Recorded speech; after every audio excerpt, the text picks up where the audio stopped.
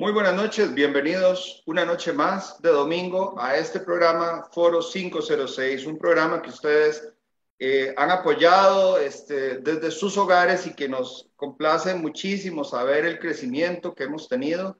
Estamos, creo que, próximos a acercarnos probablemente a los 800,000 videos reproducidos. Hemos tenido distintos invitados con los que hemos podido hablar de muchísimos temas que de alguna manera se relacionan con la política, con la economía y pues por supuesto con el presente y el futuro del país. Esta noche, les prometo, no va a ser la excepción. Tengo un invitado que lo teníamos agendado desde hace mucho tiempo y tuve la fortuna de poder contactar. Así es que esta va a ser una noche muy especial para mí de compartir con el licenciado Ignacio Azurdia, máster en Comunicación Política de la Universidad Santiago de Compostela, licenciado en Ciencias Políticas, además profesor universitario y consultor en Comunicación Política Estratégica, ex asesor de comunicación de la Asamblea Legislativa. Ignacio, buenas noches, ¿cómo te encuentras? Buenas noches, Luis Fernando. Es un placer estar por acá y hablar un poco sobre comunicación política. Muchísimas gracias, Ignacio. Es que esta semana ha sido una semana muy rica en información. Yo creo que tenemos un panorama amplio. Más bien espero que esta hora nos rinda lo suficiente para poder Sí. tratar de ver la mayoría de los temas.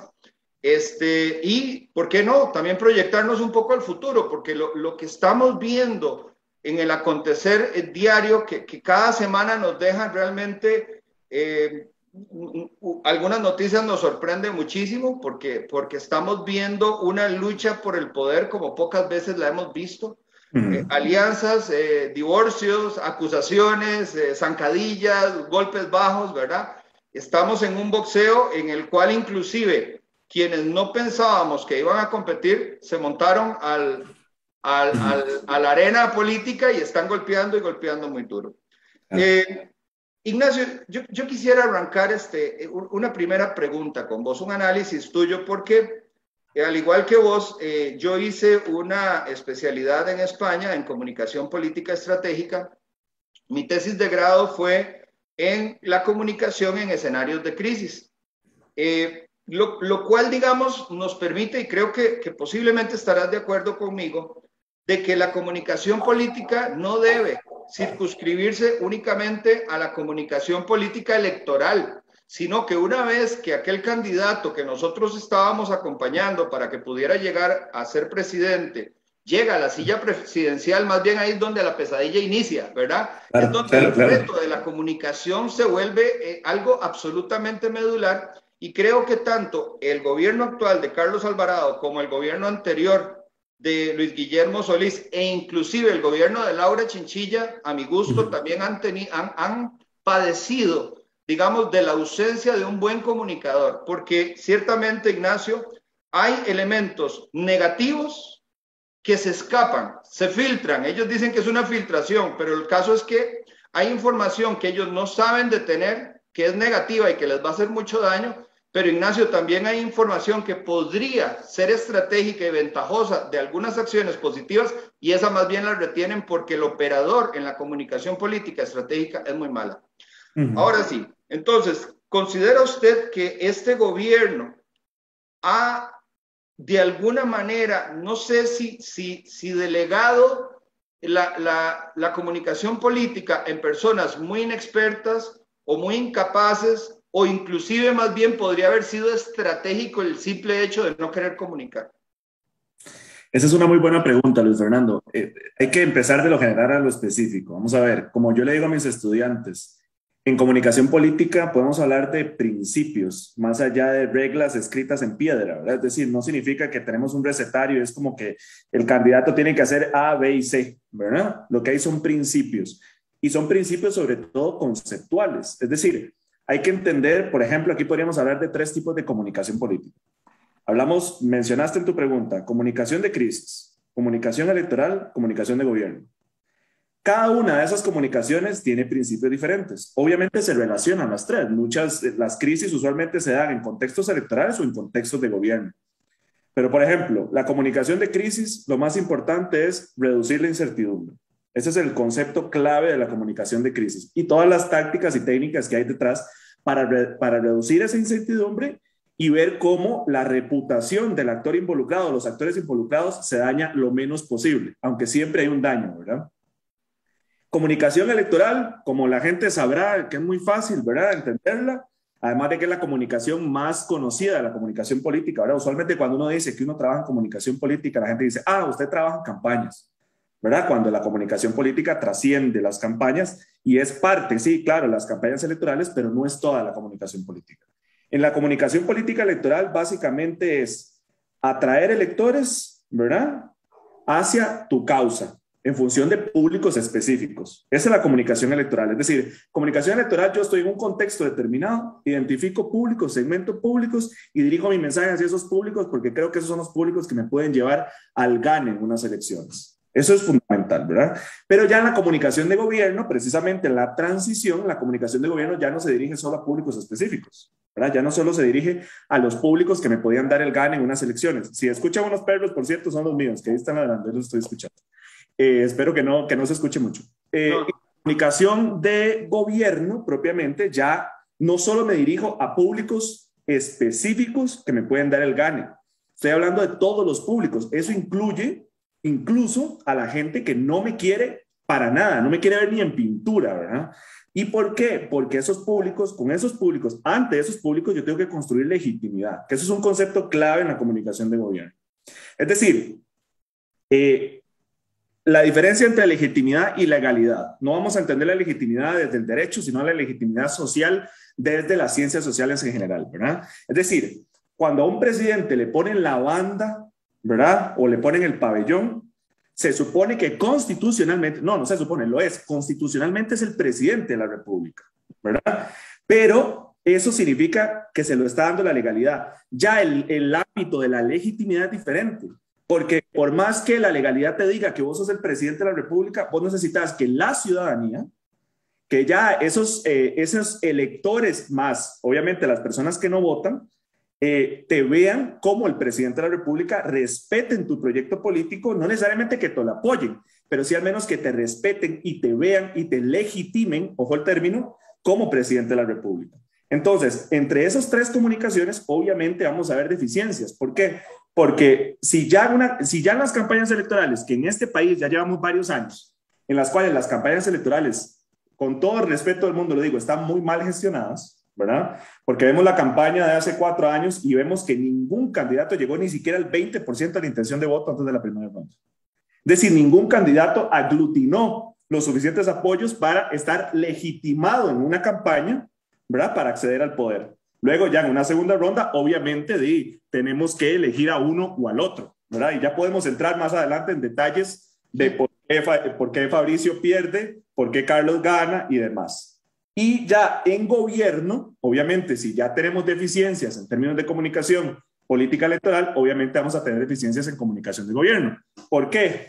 Porque tenemos, por ejemplo, al presidente de la República actual que llega al poder, dicho coloquialmente, con votos prestados y no se preocupa durante el ejercicio de gobierno a construir legitimidad, ni siquiera ante quienes le votaron, sino ante los que no le votaron del todo. Entonces, ese es el ejercicio, ese es el dilema en la transición del poder, ¿verdad? Es decir, yo busco el poder con públicos específicos y apenas llego, ¿verdad?, con los pelos, dejando los pelos. Aglutino a todos, me atraigo. Exacto.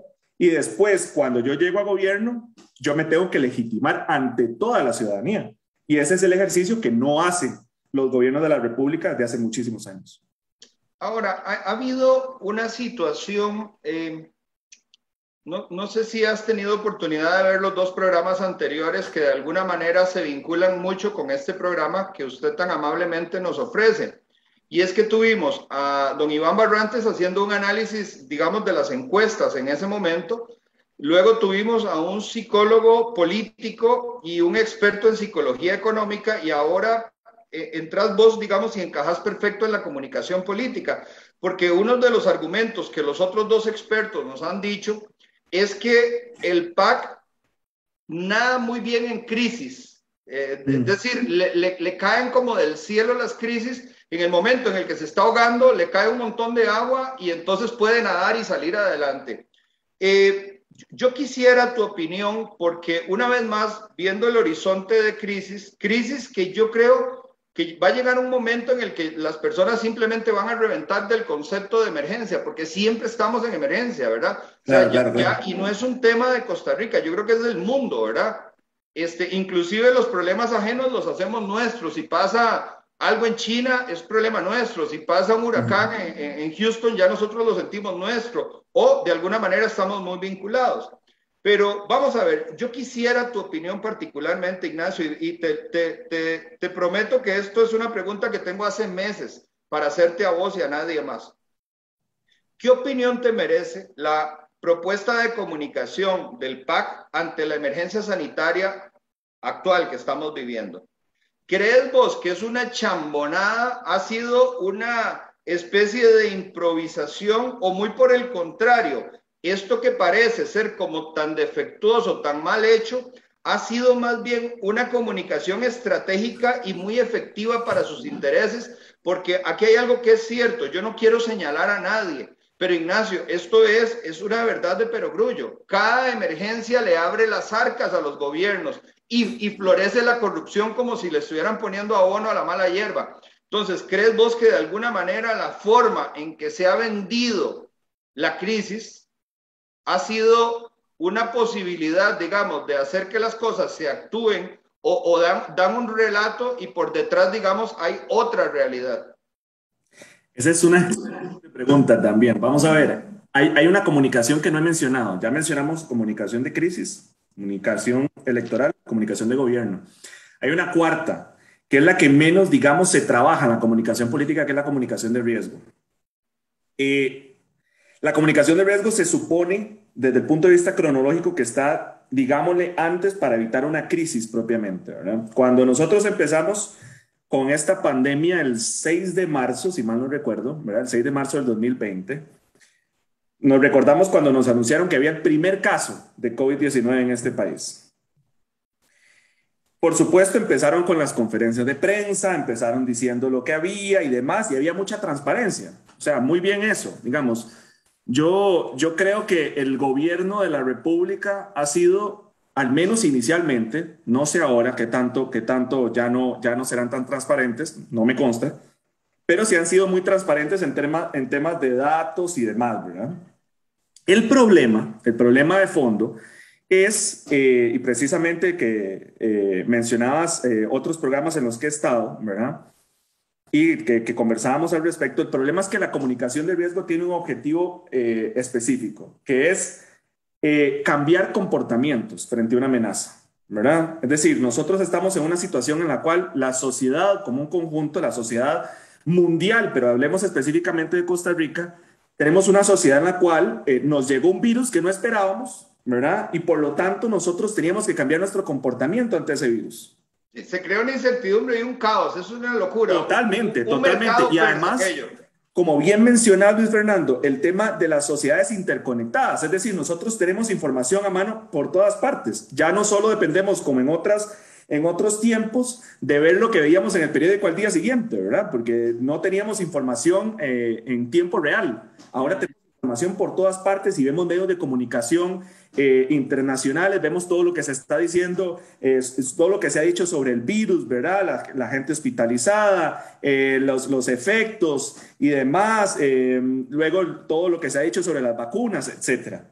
Pero el problema es que para uno cambiar un comportamiento en la comunicación de riesgo, hay un concepto clave que se llama la percepción de riesgo. Eso quiere decir que las personas no tienen que estar solamente informadas, tienen que tener una percepción de riesgo elevada para que dentro de esa percepción de riesgo, digámoslo coloquialmente, para que las personas estén alertas, ¿verdad? Y se cuiden constantemente, tienen que tener una percepción de riesgo alta. ¿Para qué?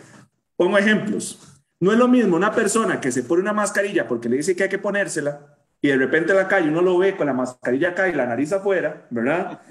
Una persona que realmente todo el tiempo cuando está afuera está pendiente de tener bien puesta la mascarilla, ¿verdad? Eso significa una persona que tiene una percepción de riesgo alta. Eso es solo un ejemplo, ¿verdad? Una persona con una percepción de riesgo alta está pendiente de no romper burbujas, ¿verdad? No piensa de que el virus a mí no me va a hacer mayor cosa, ¿verdad? El virus a mí no me va a hacer mayor daño porque la verdad yo soy muy joven, yo soy muy saludable y demás. Entonces, en función de esos ejemplos, hay que entender que la comunicación de riesgo es más que dotar de información.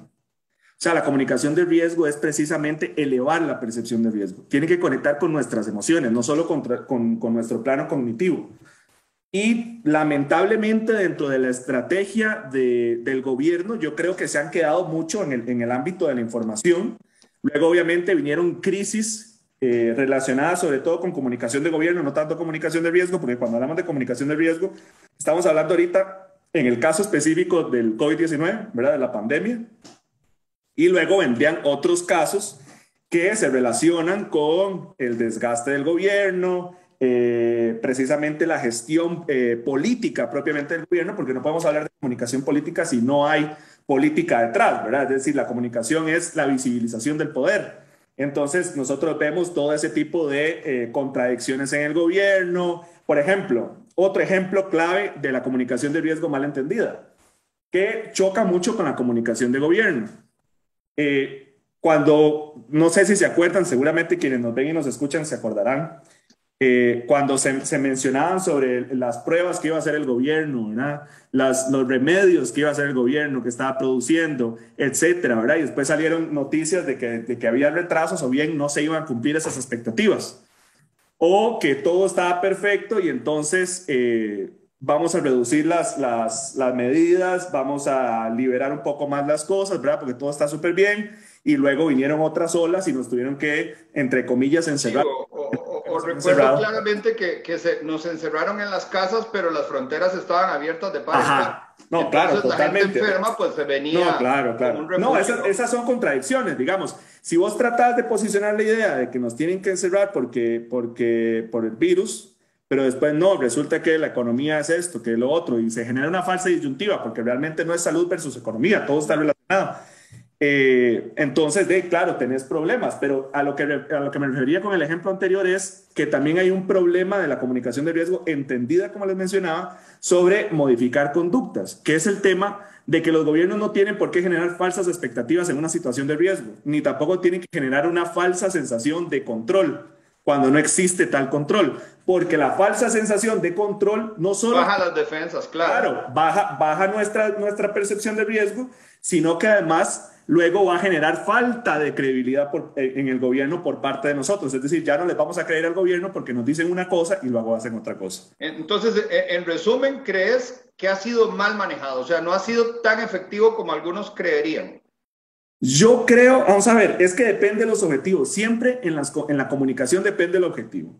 Por eso te mencionaba, comunicación de gobierno es construir legitimidad, legitimarse, ¿verdad? Legitimar la propuesta, etcétera, ¿verdad? En función de eso, cuando salió aquella famosa encuesta en la cual el gobierno salió bastante bien parado en un momento dado de la pandemia, eh, quizá ahí, en términos de comunicación de gobierno, no estaban haciendo tan mal las cosas. Claro, después se cayó, ¿verdad? Fue como un espejismo. Esa encuesta luego se vino abajo. Porque, claro, la comunicación de gobierno que pudieron haber hecho algo bien durante ese momento determinado, llegó y chocó contra una comunicación de riesgo que no estaba bien gestionada, ¿verdad? Ojo con eso.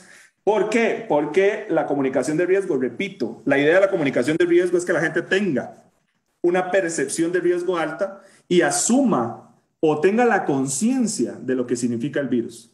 Con una percepción de riesgo alta, una persona no necesariamente necesita que lo encierren en la casa. Ojo con ese detalle, ¿verdad? Es decir, cuando hablamos de una comunicación de riesgo alta, no le estamos diciendo que el gobierno debería encerrarnos más o debería tener más restricciones. Incluso podríamos tener, ¿cómo lo explico? Podríamos tener una sociedad en la cual no haya restricciones vehiculares. Tienes una percepción de riesgo alta, la gente, no porque el gobierno te dice, la gente va a querer genuinamente cuidarse. Entonces, una persona que sale de la casa, que aprendimos conforme pasaron los meses que no era necesario estar encerrado. Yo podía salir de la casa siempre y cuando me cuidara. Una persona con una percepción de riesgo alta va a salir de la casa, se va a poner la mascarilla, no va a romper burbujas, va a guardar distanciamiento, se va a lavar las manos y se va a meter a lugares en los cuales haya buena ventilación. ¿Te das cuenta? Con esto termino, si yo tengo los públicos una percepción de riesgo alta, yo tengo mayor anuencia, mayor tranquilidad por parte del gobierno de que la gente tiene mayor anuencia a cumplir las medidas. Eso es un detalle importante. Si yo no elevo la percepción de riesgo, entonces yo dependo de que el Estado pueda hacer cumplir las restricciones, que es mentira, el Estado no es omnipresente, eso es un detalle importante. El Estado no puede tener control sobre todos, tampoco es que hay tráficos en todas las calles de este país, ojo con eso. ¿Cuánta gente se está saltando la restricción? Ni policía para cada fiesta tampoco.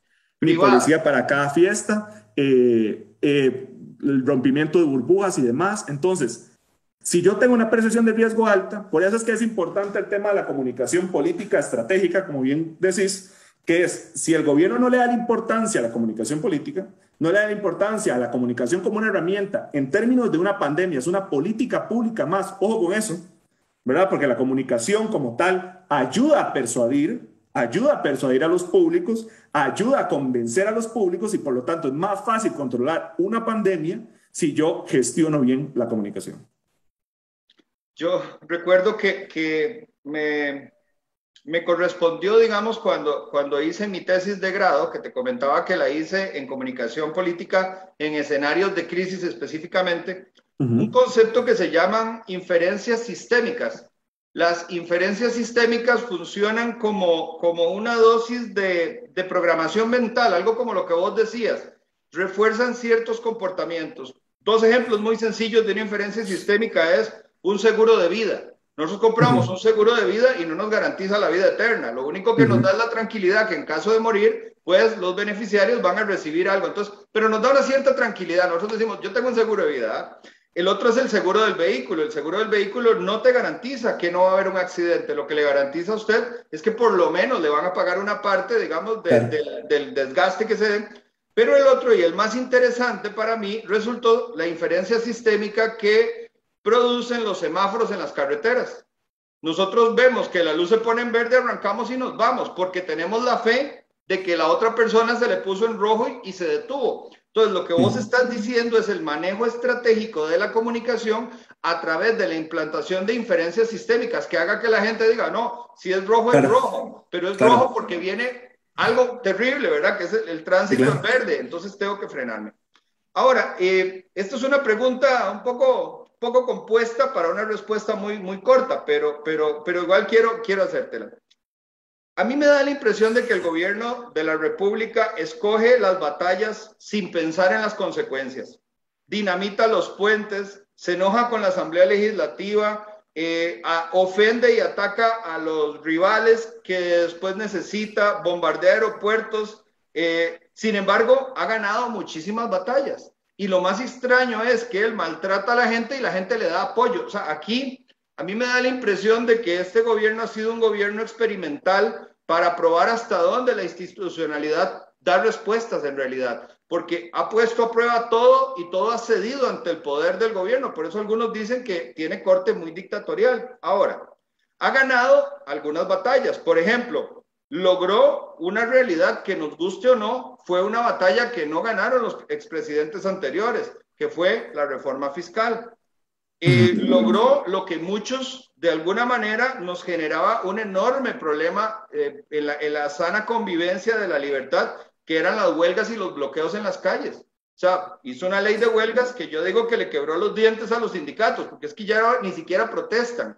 No le quebró las piernas, les quebró también los dientes. Luego logró lo que se supone que era imposible, el préstamo al Fondo Monetario Internacional. Altamente, bueno, vamos a ver, genera esto que yo le llamo el marchamo a las casas, que es la forma de extinguir el aguinaldo, porque es un impuesto a las casas de lujo, pero en realidad es a partir de las casas de la clase media. Entonces es un segundo marchamo, esta vez a las casas. Y por el otro lado, pues también tiene una batalla que es muy probablemente que gane, que es la ley de empleo público. Entonces, ¿por qué si ha logrado tantos, vamos a ver, si ha logrado conquistas, no las ha comunicado, si estas conquistas le darían la base, el fundamento para poder venir a buscar públicos para un tercer gobierno? ¿Crees vos que estratégicamente se le ha escapado vender lo que podría analizarse como positivo, al menos para una audiencia? Pucha, esa es una pregunta también, porque vamos a ver, es que la pregunta es, ha ganado ciertas conquistas, pero ¿a costa de qué? ¿Verdad? Ajá, y tampoco les ha hecho ninguna promoción, como decir, bueno, lo logramos. Sí, sí, pero ahí la pregunta, Luis Fernando, es si esas conquistas son valoradas como conquistas por los públicos específicos a los cuales debería dirigirse. Porque vamos a ver, aquí hay dos detalles importantísimos con lo que estás mencionando. El primero es relacionado con lo que mencionamos al inicio, la diferencia entre legalidad y legitimidad, ¿verdad? Y la segunda es con el contexto social o la sociedad en la cual vivimos, que es muy defensora de la democracia, por dicha, no tan propensa para regímenes dictatoriales como en otros países. Ojo con eso. Desarrollo la primera. De hecho, yo en la página en Facebook que tengo, no sé si la visitaste, la conoces, que se llama Hablemos de Comunicación Política, yo hacía una publicación al respecto que mencionaba lo siguiente, que es que no es lo mismo ganar una batalla jurídica legal, ¿verdad? Como cuando la Sala Constitucional le dio luz verde al plan fiscal, que ganar una batalla de la legitimidad, ¿verdad? Es decir, cuando el gobierno gana el famoso plan fiscal, el plan fiscal estaba o siendo rechazado por la ciudadanía o la gente tenía serias dudas sobre ese proyecto, sobre ese plan fiscal. No sé si te acordás que las encuestas del CIEP, la encuesta del CIEP, un par de encuestas del CIEP mencionaban sobre cómo en la opinión pública la mayor cantidad de gente valoraba que el plan fiscal había que renegociarlo, porque había una incertidumbre respecto al plan fiscal. Y el resto se repartían entre gente que lo rechazaba y gente que lo apoyaba. Es decir, interpretándolo desde el gobierno debió haber pensado, pucha, pero el plan fiscal la gente no lo está apoyando, ¿verdad? Entonces, si es una conquista, si yo quiero llevar o pasar un proyecto, dicho coloquialmente, a la brava, ¿verdad? Porque yo tengo una conquista, yo negocio o dialogo o pacto con los actores políticos que están en la Asamblea Legislativa y espero que la Sala Constitucional me responda como yo quiero que me responda, ¿verdad? Esa es una conquista, pero por eso te digo, ¿a costa de qué? ¿Verdad? Porque pasamos el plan fiscal, pero en términos de legitimidad, no solo el plan fiscal, porque cuando se delegitima, por decirlo de alguna manera, una política pública de un gobierno, se delegitima el gobierno también, ¿verdad? Porque es el presentador de esa propuesta, es el que la está apoyando, es el que la está impulsando y es el que está defendiéndola a toda costa en los medios de comunicación y ante el ojo público. Por lo tanto, ahí la pregunta es esa, es decir, no, yo sinceramente no valoro que sea una conquista como tal para promocionarla en términos electorales, más bien eso es un lunar en términos de elecciones. ¿Verdad? Porque cuando llegamos a una campaña electoral, si ya tenemos números que nos dicen que la mayor cantidad de gente no apoya a este gobierno, recordemos eso, ¿verdad? Este gobierno actual, según la última medición del CIEP, anda por el 20%, me parece, de apoyos. Imagínate, 20%. Lo rechaza más de 2/3 de este país, a este gobierno. Ojo con eso. Y eso está relacionado precisamente con el concepto de legitimidad. Por eso te mencionaba lo de la comunicación de gobierno. Si nosotros hablamos de comunicación de gobierno, que es construir legitimidad, obviamente la comunicación de gobierno del gobierno actual no está funcionando. ¿Por qué? Porque el gobierno tiene que preocuparse por construir legitimidad. Las políticas públicas que podrá ganar en el ámbito jurídico, que podrá ganar en el ámbito político, tiene que legitimarlas ante el ojo público de la ciudadanía. Ahora, Ignacio, los representados no se sienten valorados y sienten que su gobierno está haciendo cosas en contra de ellos, obviamente eso no va a ser una conquista, sino que más bien va a ser un lunar porque la gente te va a reclamar, te va a recordar eso, ¿verdad? Y te lo va a hacer pagar más adelante. Que te digo que también hay un tema aquí que es extraño, porque es muy contradictorio que por un lado, por ejemplo, aquí hemos tenido a don Albino Vargas, ¿verdad? Don Albino Vargas nos decía que, digamos, dentro de la tesis de la NEP, ni Carlos Ricardo Benavides, ni tampoco Roberto Thompson, ni tampoco Pedro Muñoz pasaron al frente, bueno, incluyendo también ¿cómo se llama? Erwin Macís, porque simplemente el pueblo les pasó factura por haber participado de justamente el plan fiscal. Ahora, te prometo que esta es la última pregunta que te hago con respecto al gobierno. Lo vamos a dejar un ratito descansar y vamos a... Yo encantado, todas las preguntas que me quieras hacer. Hacia la realidad, digamos, próxima electoral. Pero vamos a ver. ¿Vos ves, Ignacio, de alguna manera posible un tercer gobierno del PAC? ¿O vos crees que el triunfo de Wilmer Ramos es justamente la pérdida del PAC, de la posibilidad de llegar al gobierno? Es una muy buena pregunta y es una pregunta que siempre hay que hacerse porque la tiene muy difícil. Vamos a ver, hay muchos retos. Ningún partido político en este país ha gobernado por 3 administraciones consecutivas. La marca PAC está muy, muy deteriorada. O sea, el partido se asocia con ciertas cosas, por eso te decía, es decir, no es que este gobierno tenga conquistas, más bien este gobierno tiene muchos lunares y por eso es que las encuestas reflejan, digamos, esos rechazos tan grandes hacia este gobierno.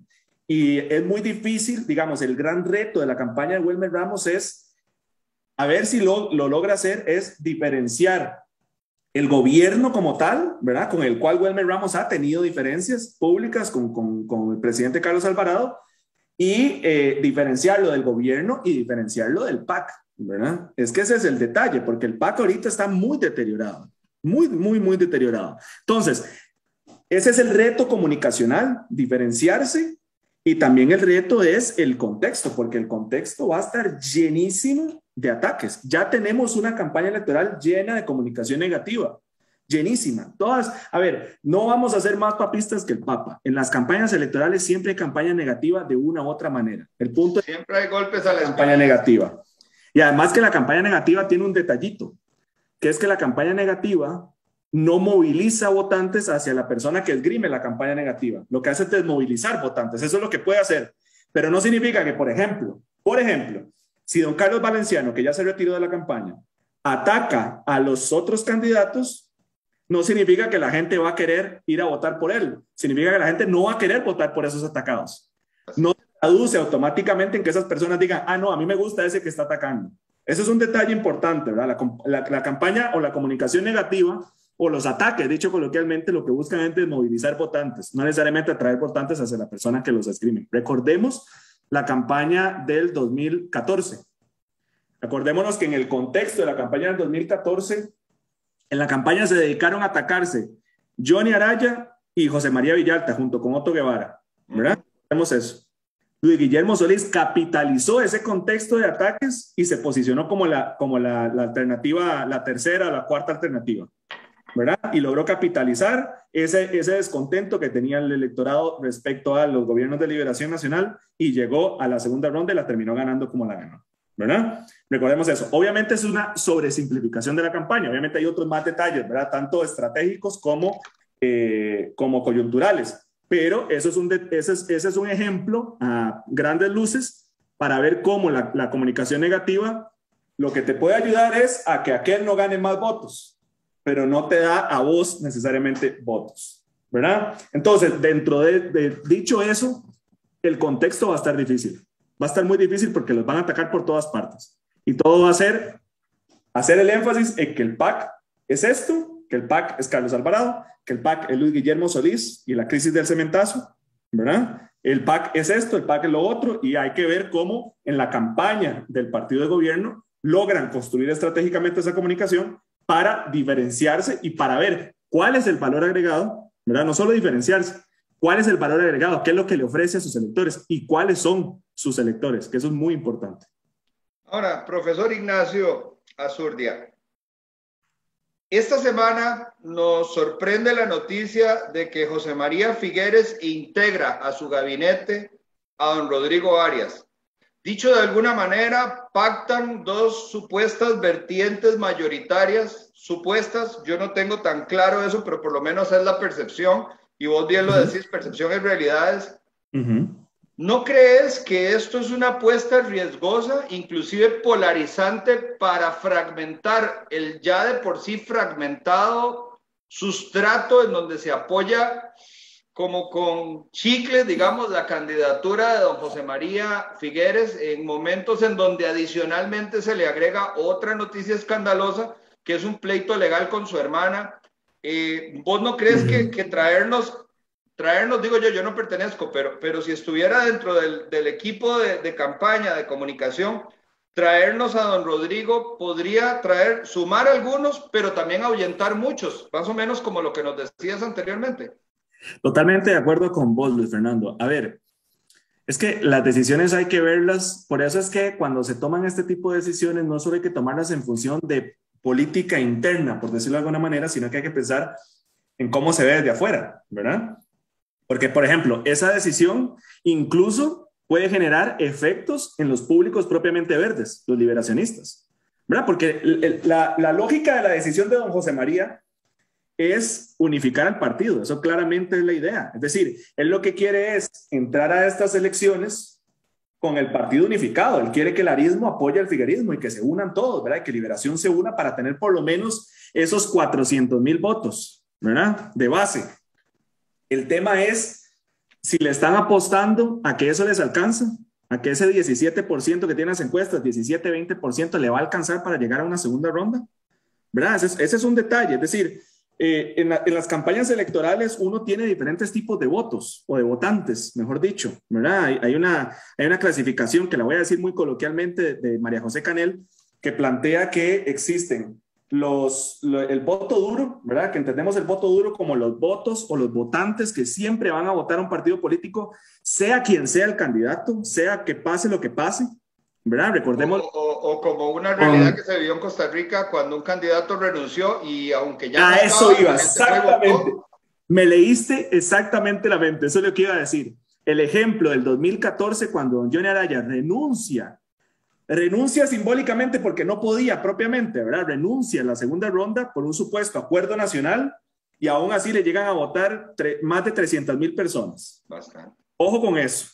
Más de 300,000 personas, a pesar de que él ya había dicho que renunciaba a la campaña. Es decir, en un mundo ideal, él debió haber recibido un voto, si acaso, el de su esposa, o 5, el de su familia, ¿verdad? No debería haber recibido más votos, pero recibió más de 300,000 votos. Esos son votos que siempre te van a ir a votar, pase lo que pase. Esos son los verdes de hueso colorado, dicho coloquialmente. Entonces, esos son los votos duros. Ahorita lo que está haciendo José María Figueres, eso es lo que interpreto yo desde afuera, es tratando de unificar ese voto duro.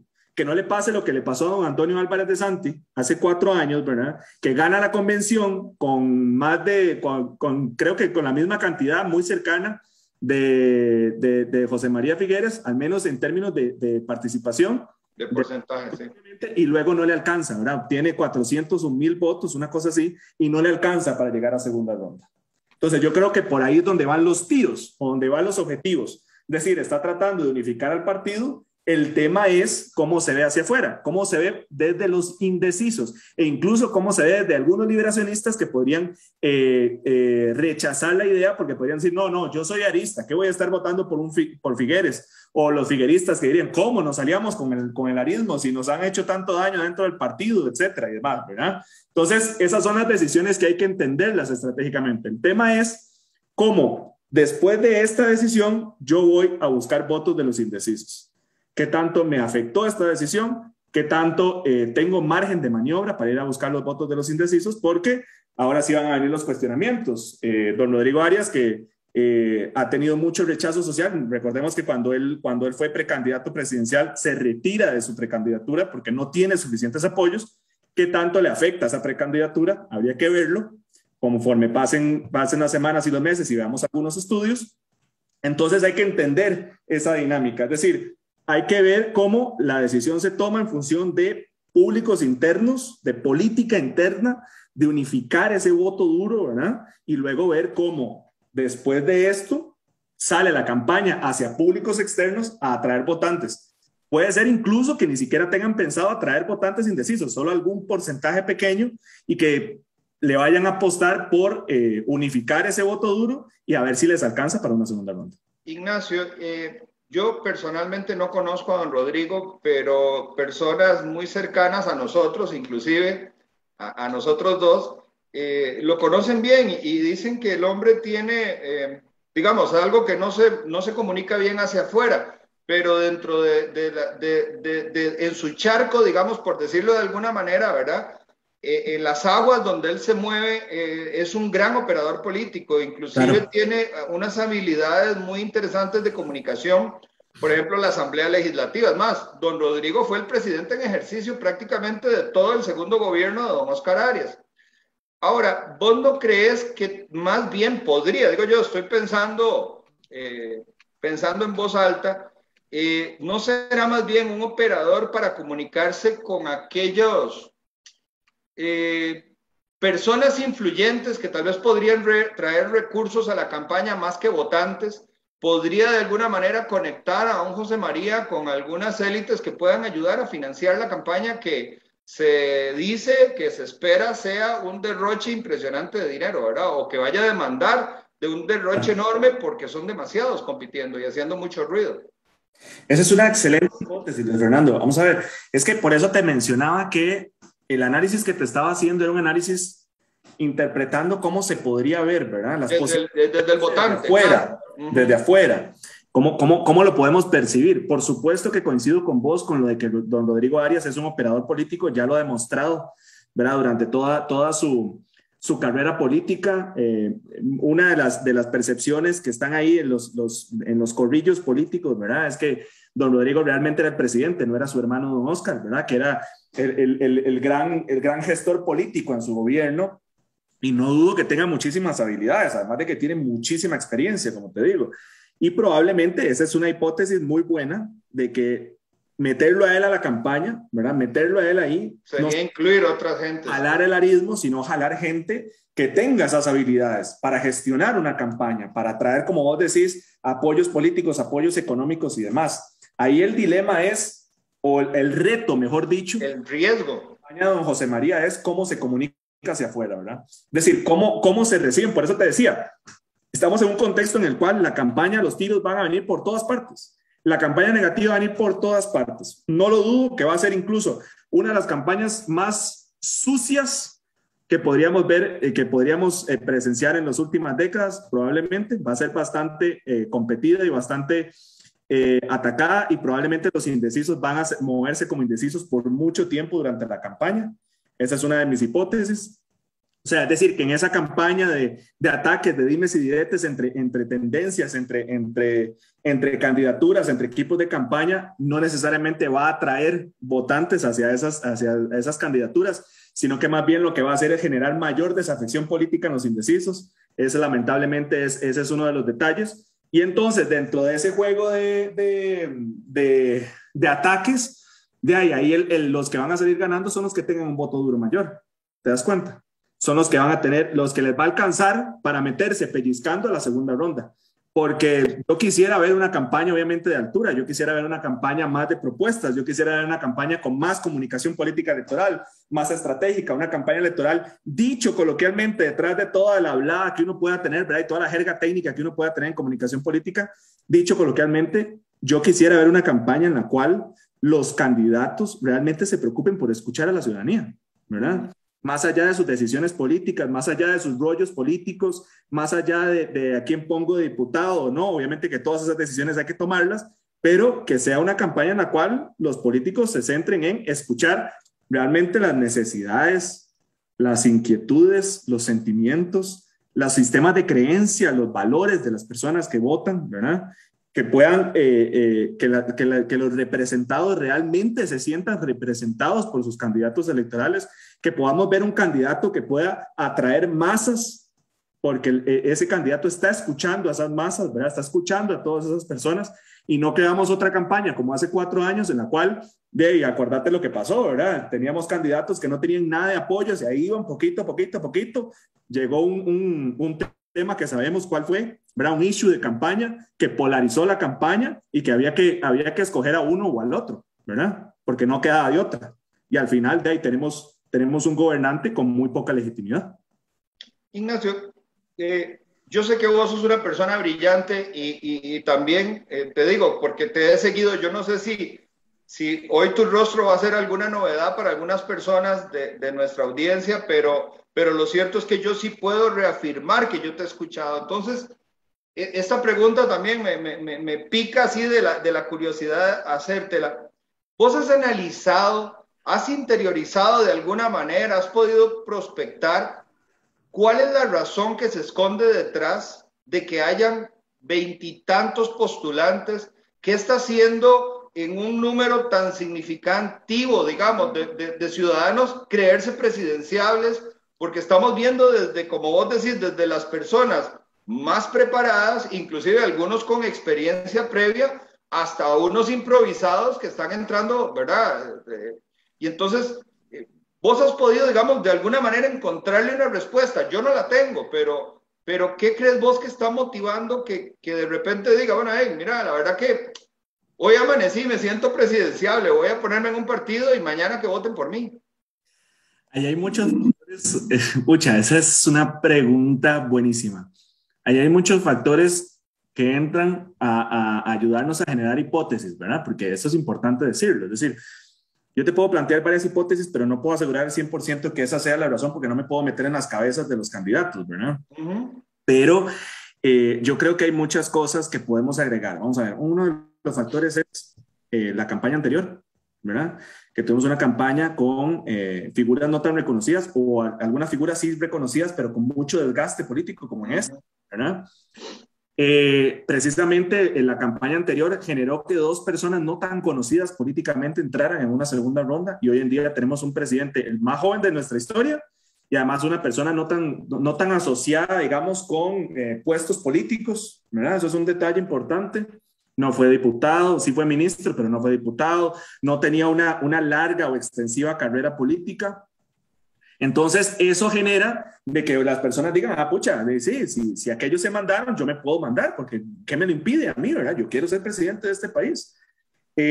También genera que mucha gente llegue y dice, yo quiero ver a los más preparados en política, ¿verdad? Yo quiero ver a la gente, y entonces obviamente cuando hablan de la gente más preparada, están pensando en la gente con mayores currículums, con mayor experiencia política y demás, pero lamentablemente la política es tan desgastante, y yo conozco a muchísimos políticos, y la política es tan desgastante que después de que muchos que llegan y nada más fueron ministros, renuncian, dicen, no más, yo no puedo estar aquí porque todo me lo cuestionan, todo me sacan toda la luz, ¿verdad? Yo no puedo... Salí con 3 demandas. Y cualquier cosa que me asocien y demás, porque mi familia, porque mi mamá, porque mi hermano, porque un primo lejano, porque esto todo tiene que ver conmigo cuando no es así.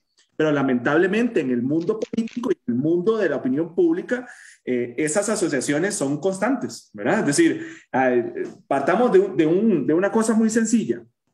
¿A cuántos políticos han denunciado en este país? ¿A cuántos políticos han cuestionado que han terminado siendo inocentes? Porque la gente probablemente se va a recordar más de la gente que terminó siendo culpable, porque son los más sonados. Pero ¿cuánta gente han afectado la reputación en política en este país sin haber hecho nada malo? ¿Cuántísima gente? ¿Te das cuenta? Entonces, esos son detallitos que lleva a que cierta gente no quiera participar, le abre el espacio a otros, porque como decíamos coloquialmente en la carrera de ciencias políticas, en política precisamente no hay espacios vacíos. Si una persona se va, siempre la va a llenar otra persona. O sea, no pensés de que si vos te vas y dejas un espacio vacío, alguien te va a guardar ese espacio, porque alguien más va a entrar, ¿verdad? Y entonces igual pasa en las campañas electorales, es decir, lamentablemente la política es muy desgastante, como te decía, incluso puede llegar a ser un mundo un poco tóxico en términos de competencia, en términos de reputación, de dimes y diretes y demás, de ataques. Y entonces eso hace que mucha gente no se quiera meter y obviamente agregas otros efectos, que es la crisis de liderazgos que tenemos. Es decir, no hay líderes. A ver, si uno entiende desde el punto de vista de la definición más básica, el líder es no solo el que tiene un norte, ¿verdad? Es el que tiene la capacidad de generar de que otras personas le sigan, ¿verdad? Es decir, el líder es el que yo cuando veo a una persona con liderazgo es porque yo quiero seguir a esa persona, porque esa persona me inspira a seguirla, ¿verdad? Y además de que traza un norte que yo pueda seguir. Entonces, si tenemos una crisis en la cual no tenemos gente que genere, digamos, esa sensación de que mucha gente le quiera seguir, entonces, claro, tenemos un compendio de un montón de candidaturas que lo que quieren es ver si pueden construir ese liderazgo propiamente en la campaña, ¿verdad? Y entonces, construir ese liderazgo y además de que tenemos un sistema electoral para bien o para mal, yo digo que para bien, de que por lo menos tenemos una segunda ronda, ¿verdad?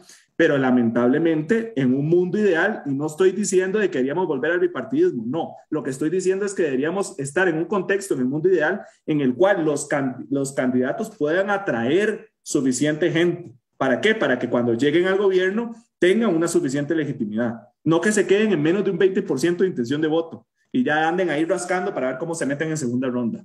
Entonces, esa crisis de liderazgo, de atraer seguidores, de las personas supuestamente más preparadas no entrando a la campaña, precisamente abre un espacio para que mucha gente se crea presidenciable. ¿verdad? Vos estás tocando un punto todas las que posibilidades. estás tocando un punto trascendental porque yo no lo había pensado y hasta ahora que vos lo sugerís en el programa, realmente me queda claro. Nosotros vimos, por ejemplo, que creo que eran 9 precandidatos en el PLN, que de repente le dan, o sea, hacen un poquito de ruido, le dan la adhesión a uno, ese uno gana y ahora tienen un puesto político garantizado. Entonces, Esa es la claro, otra, sí. una buena alternativa que vos, digamos, de alguna manera señalás muy elegante, pero yo me voy a quitar la elegancia para decir las cosas como son, es que también yo puedo meterme, hago un poco de ruido y al final de la campaña digo, yo fulanito en el partido tal le doy mi adhesión a fulanito de tal a cambio de algún puesto político, entonces ya podemos ver por dónde anda la cosa. Ignacio, nos quedan muy pocos minutos, pero me quedan como 4 preguntas que quisiera no dejarlas guardadas, sino poder sacarlas esta noche. Así es que te pido me ayudes con respuestas cortas. Ok. Una forma de vender a un mal prospecto, ¿verdad? Hacer atractivo o como decía un conocido mío, generar ese efecto cheerleader donde todo se ve de determinada foto, ¿verdad? Con determinada forma en la foto, pero haces que alguien resalte, es rodearlo de opciones peores. O bien, la otra estrategia es destruirlo, dañarlo para hacerlo ver, digamos, inferior a las opciones, digamos, que van punteando.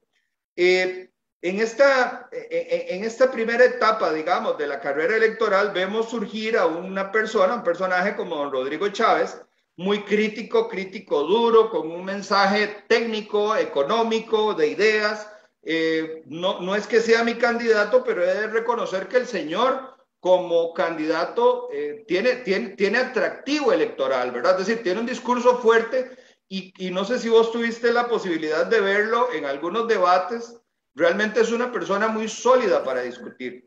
Entonces, ¿vos crees que este ataque que se le hace desde la nación y que algunos argumentan que es desde la nación PAC, digamos, desde el mismo gobierno para descarrilarlo, sea técnicamente sacar a don Rodrigo de la lucha o vos crees que es probable, es posible inclusive desde la comunicación en una respuesta muy rápida dejarlo dentro de la pelea todavía? Todo depende, yo te decía, dentro de un contexto en el cual vamos a ver muchos ataques a los candidatos, todo depende de cómo reacciona el candidato. Porque los candidatos cuando entran a esta campaña o a cualquier campaña siempre tienen que estar preparados de que los van a atacar, ¿verdad? Y de que si tenés cola que te majen, te van a tocar esa cola que te pueden majar, ¿verdad? Eso es un detalle. Entonces todo depende de la reacción, porque los ataques siempre van a venir. No sabemos si fue orquestado o no por la nación, eso no lo sabremos nunca, puede ser una hipótesis.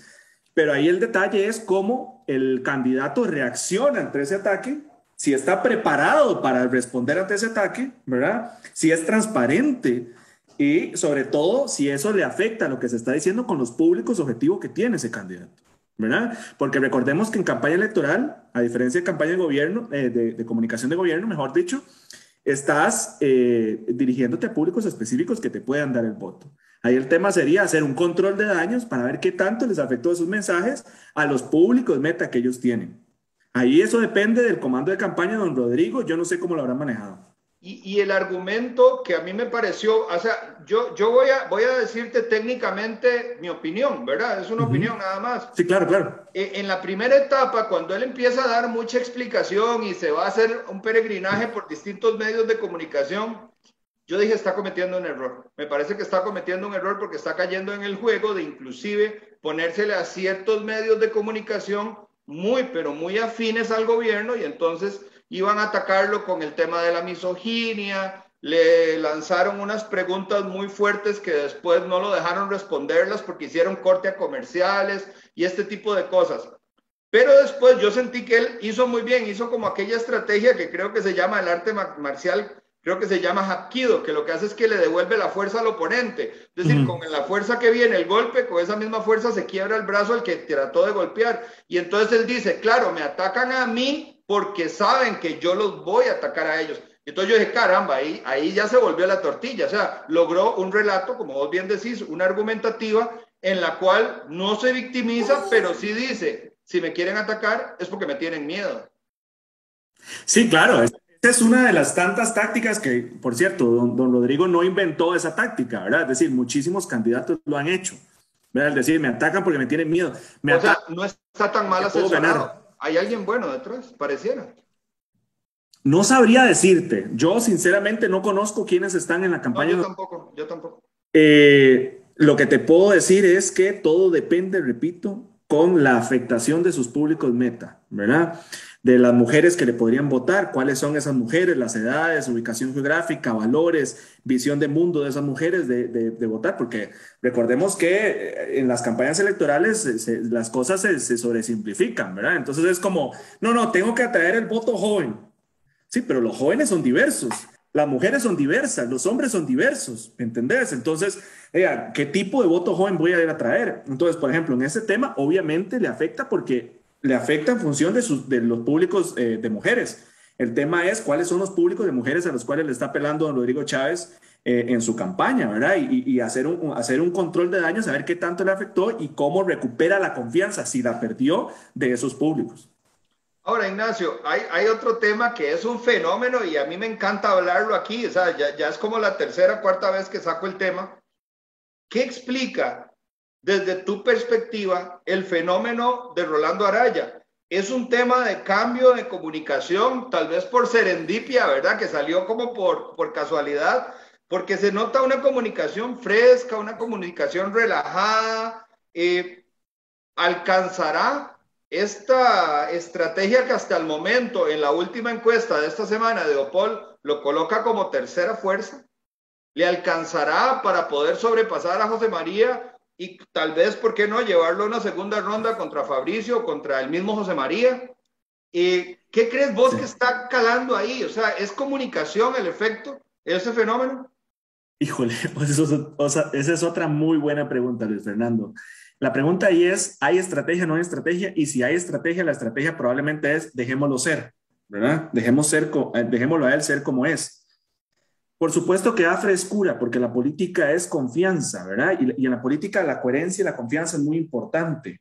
El detalle es, si no hay estrategia, si lo están dejando libre, el tema es cuando vengan los bombazos vengan las coyunturas en las cuales haga falta una estrategia, ¿verdad?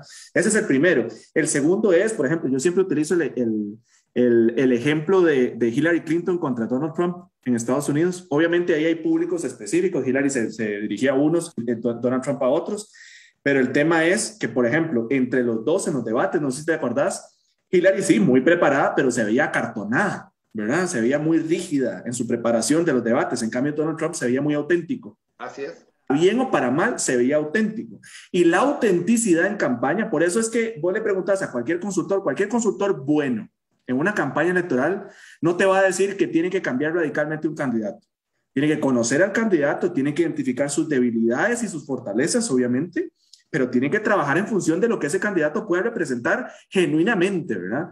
Porque algo que genera rechazo en la opinión pública, no solo en campañas, en gobierno también, es la falta de autenticidad y las incoherencias. Si vos ves a un candidato que está tratando de hacer algo y se ve súper falso y el ojo público lo ve, va a perder la confianza de ese ojo público. Eso es un detalle importantísimo. Entonces, sí, claro, en tu pregunta es, Rolando Araya, claro, gana con esa frescura. El tema es más adelante si tiene una estrategia o no en términos de comunicación política para lo que venga.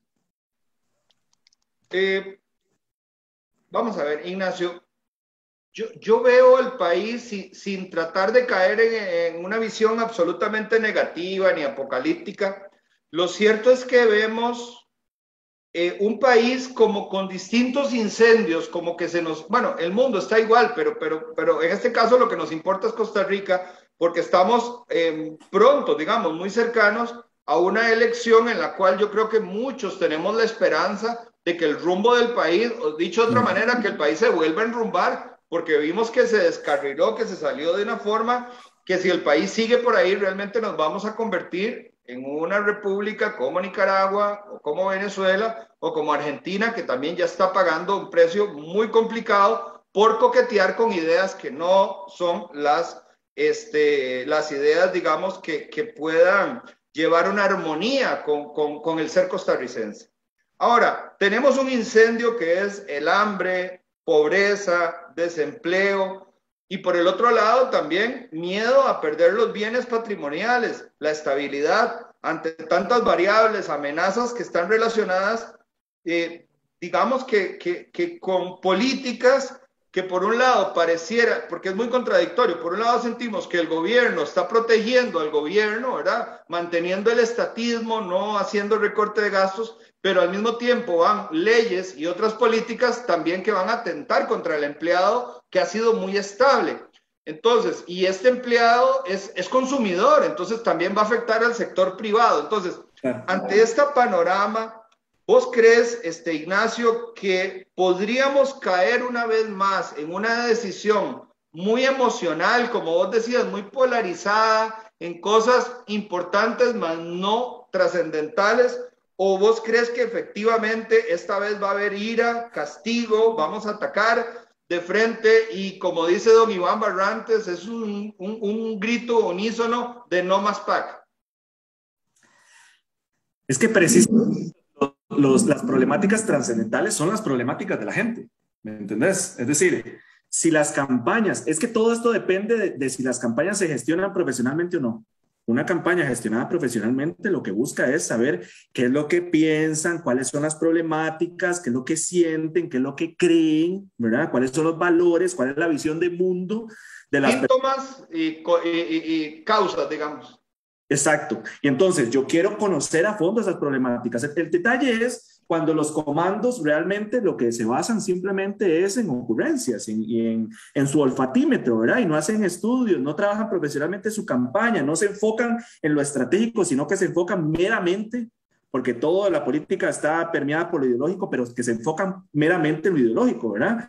Y en lo que el candidato piensa o lo que siente en su corazoncito, ¿verdad? Que es lo que tiene que hacer la campaña, en vez de pensarlo estratégicamente.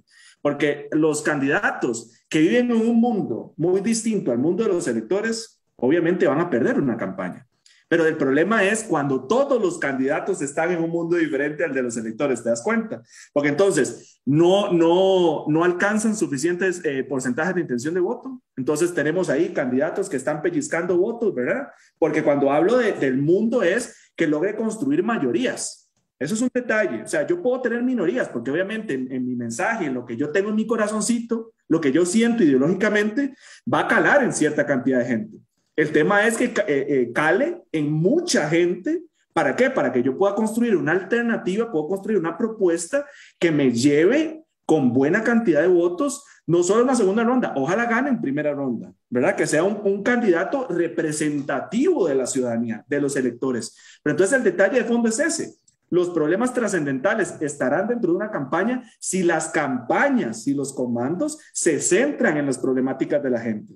¿Te das cuenta? Porque si nos quedamos ahí con campañas que realmente no hacen estudios, que no escuchan a la gente, dicho coloquialmente, entonces, claro, al final vamos a tener que decidir por una temática que surgió en los medios de comunicación, por una temática que surgió en una corte internacional, que al final vamos a tener que escoger uno o el otro, porque eso es lo que nos llevó a decidir, porque además vivimos en un país en el cual la gente sale a votar.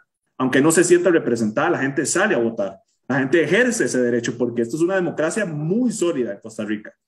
Pero necesitamos que dentro de esa democracia sólida, sus gobernantes, sus líderes, realmente escuchen a la gente. Si la gente escucha a la gente, tendremos mejores campañas. Claro, y por último, para terminar, yo quisiera hacerte una pregunta que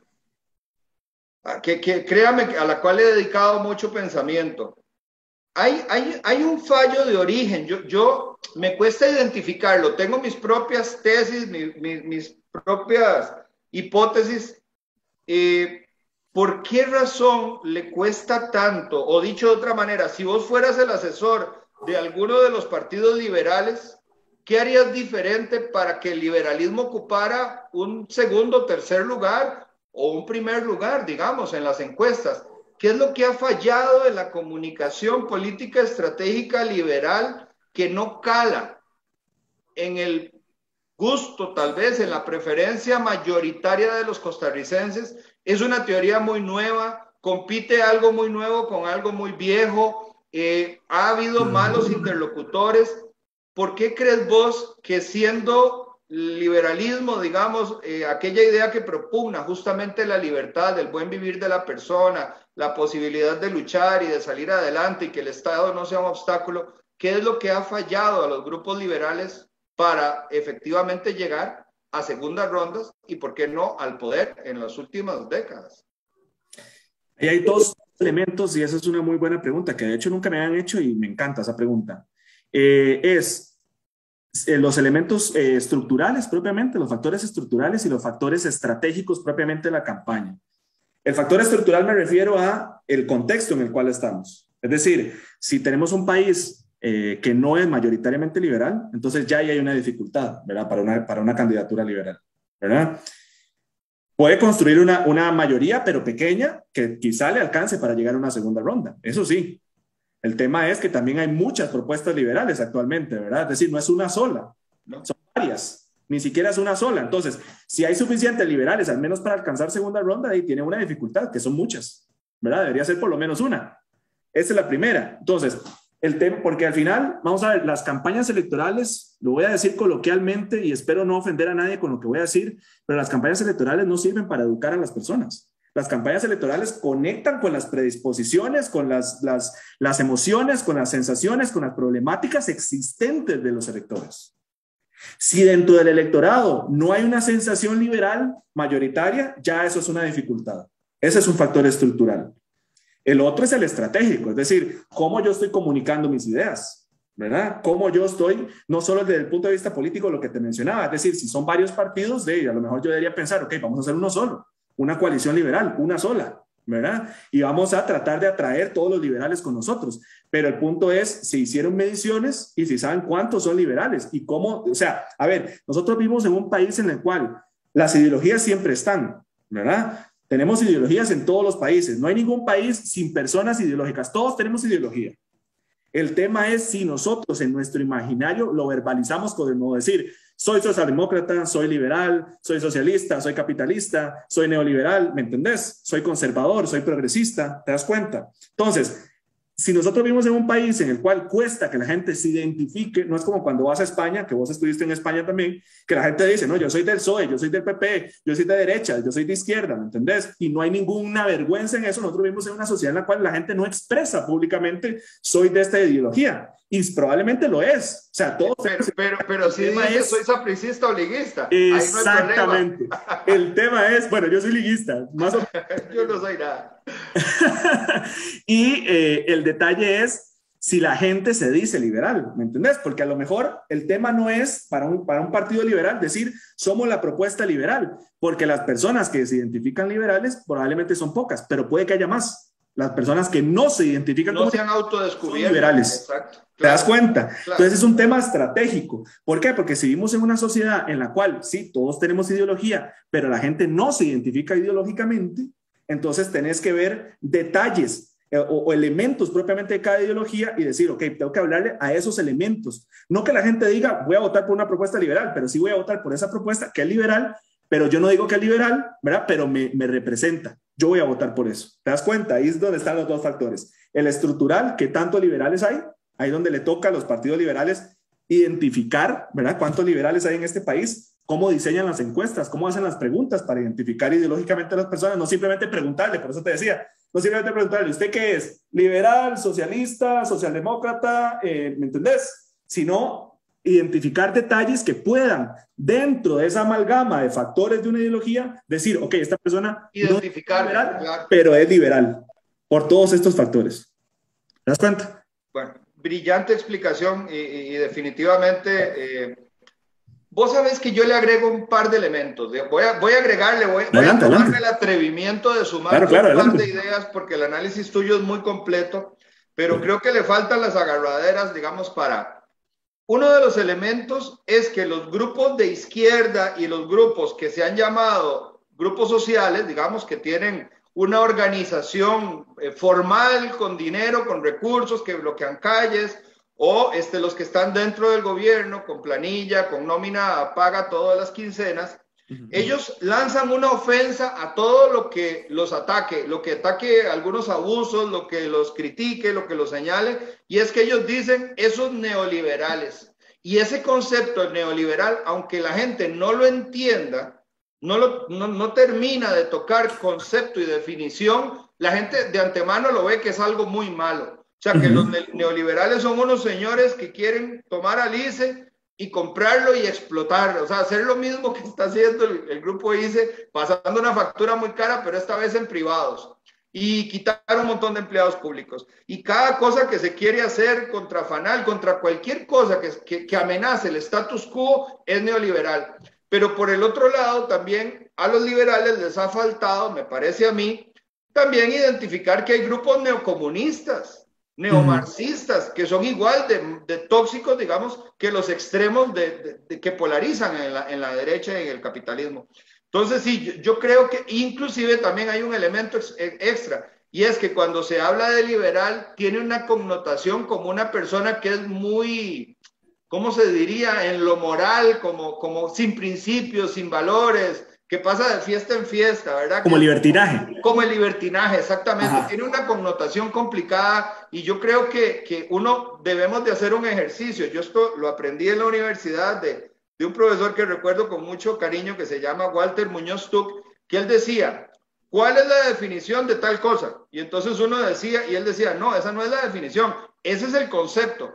Ahora deme el concepto. Caramba, mira, y le hacía a uno un ejercicio que te ponía realmente a entender que el concepto es aquello que nuestro cerebro puede como dibujar, como mapear, como levantar en un render, ¿verdad? Y la definición, pues es lo que las palabras explican de lo que una cosa es, pero a veces tenemos esos dos conceptos, digamos, cruzados. Ignacio, te agradezco muchísimo la noche, la conversación, la he disfrutado montones. Esta es la primera, pero te prometo que no va a ser la última. Te voy a necesitar por acá porque estamos teniendo mucha información y conforme nos vayamos acercando a las elecciones, yo creo que todavía vamos a tener mucho más para hablar. Y yo quisiera comprometerte, bueno, si tenés a bien, y es que va a haber una serie de argumentos y una serie de técnicas que yo quisiera que una vez que empiecen esas ideas a crear ebullición en el votante, nosotros las analicemos, las desarmemos y las presentemos al público para que la gente vea por dónde es que realmente los argumentos, los contraargumentos y las narrativas van. No sé si te parece.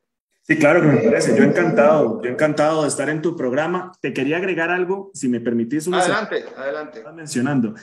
El juego de las connotaciones, el juego de la connotación peyorativa en ciertos términos es un juego precisamente propio de la comunicación, es un juego ideológico. Es decir, siempre de una ideología van a etiquetar a la otra de cierta manera y le van a dar una connotación negativa. Precisamente dentro de ese juego es donde los sectores liberales o los sectores de cualquier ideología que estén empezando, digamos, a posicionarse en el mundo político, es donde tienen que, no solo en las campañas, sino en los periodos gubernamentales, es decir, ir construyendo una narrativa que les permita asociar a ellos términos positivos, conceptos positivos, percepciones positivas, identificar público. ¿Te das cuenta? ¿Para qué? Para que no solo lo asocien de cierta manera. No solo atacar al contrario, que estoy de acuerdo con vos, que es parte de, hay que señalar también a la oposición, quiénes son los diferentes a ellos. Es el tema de cómo yo voy construyendo. Por ejemplo, en el caso que vos estás mencionando, Luis Fernando, el tema de los liberales. O sea, ¿qué significa ser liberal? ¿Cómo se come eso? ¿Verdad? Es un tema comunicacional. ¿Cómo se come eso y cómo yo voy construyendo una masa que me pueda votar, ya sea en estas elecciones o en un futuro? Así es. No, y es que hay un tema, yo estoy de acuerdo con vos, puede que después de que el costarricense, en el mejor sentido de la palabra, el costarricense de a pie, como todos somos, ¿verdad? Costarricenses de a pie, empiece a investigar un poco las propuestas y las ideas, puede que en determinado momento diga, mira, yo no sabía, pero soy socialdemócrata. Ah, caramba, mira, me doy cuenta que yo soy totalmente socialista. O, ah, caramba, nunca apoyé estas ideas porque nunca supe realmente la definición y el concepto que realmente me hace amar las ideas de la libertad. Ignacio, una vez más, muchísimas gracias por haberme acompañado. Reitero, disfruté muchísimo. Mi compañero me ha sugerido que cada noche cerremos el programa haciendo la recomendación de un libro. Y esta noche yo quiero recomendarles el libro El fin del poder de Moisés Naím, un periodista, economista, un hombre con mucho estudio, un venezolano que está exiliado en los Estados Unidos. Y en el libro El fin del poder nos explica cómo hay enormes empresas que se hunden, cómo grandes cuerpos militares pierden totalmente, se desacreditan, cómo algunos papas de la Iglesia Católica desaparecen, inclusive en vida, y cómo el poder político y el poder económico también se están desplomando y cómo cada vez los puntos de influencia, los referentes de influencia están perdiendo hegemonía en el mundo. Así es que es un libro que yo lo recomiendo, un buen libro para tener cerca de la mesita de noche y leerlo con mucha calma. Muy buena recomendación. Sí, muchísimas gracias, Ignacio. Recomiendo tu página. Hablemos de comunicación política. Se llama Hablemos de Comunicación Política. Se puede buscar como Hablemos con Paul. C-O-M-P-O-L. Hablemos. Genial. Facebook, Instagram y Twitter. ¿Cómo la tenés? En Facebook nada más está la página. En Twitter me pueden buscar como Ignacio Azurdia. Ahí estoy. Pero en Facebook nada más es la página. Se llama Hablemos de Comunicación Política. Perfecto. Muy bien. Pues nada, y agradecerle a usted que se ha tomado un domingo más el tiempo para escucharnos, para compartir, para ver estas ideas. Yo casi siempre soy reiterativo en esta frase, pero cuando yo me encuentro profesionales como el profesor Ignacio Azurdia, me vuelve una esperanza enorme por el país y siento que, a diferencia de lo que el presidente fue a decir en el concierto de las naciones, en su discurso en las Naciones Unidas, de que nos presten plata y que los países poderosos tienen la obligación de ayudarnos, yo creo que con personas como Ignacio Azurdia, nosotros podemos entender que tenemos el capital humano para salir adelante y hay que tener dignidad, hay que esforzarnos, tenemos que salir con nuestros propios recursos y dejar de una vez por todas de estar buscando plata prestada, porque cuando el presidente va a pedir plata y a exigirla de la forma en que la exige en el concierto de las naciones, nos deja a todos muy mal y no somos eso. Él no me representa a mí, yo no sé si representa a Ignacio, pero el costarricense tiene las habilidades dentro de sí, todas sus capacidades para sacar a esta nación adelante. Muchísimas gracias, buenas noches y nos vemos el próximo domingo a las 8 de la noche. Que esté muy bien.